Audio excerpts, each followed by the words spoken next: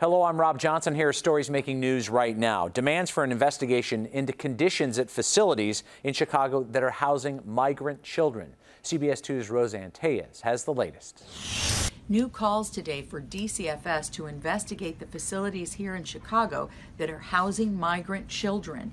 Now this after a Washington Post article detailed some troubling allegations about treatment there. One child saying, "I felt like a prisoner." He was held, he says, isolated for nearly 3 weeks with the chicken pox. Now there are claims that staff shouted at kids, dragged them, and made threats. Illinois Senator Dick Durbin so disturbed that he's calling for a federal investigation, and in fact his office tells us at this hour he is on the phone with Heartland officials trying to get answers to some of his inquiries. Now one organization made up of former foster kids says that is great, but this should not wait for a federal investigation. They say they know the signs of abuse and that DCFS needs to get in that facility, into all Heartland facilities immediately. And if any of those allegations are founded, that way they can protect the children still left in those facilities.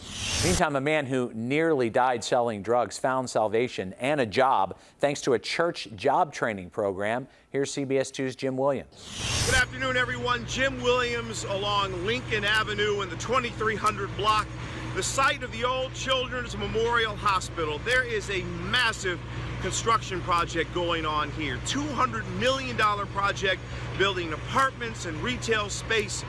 One of the young men who's a part of the construction crew, his name is Henry Lee. He's a young African-American, 37 years old. This fella spent a year and a half in prison for selling drugs. He said at one point he was almost killed by some guys who tried to rob him. Now he's got health benefits, he's got a pension plan, all because he participated in a training program at the St. Paul Church of God in Christ.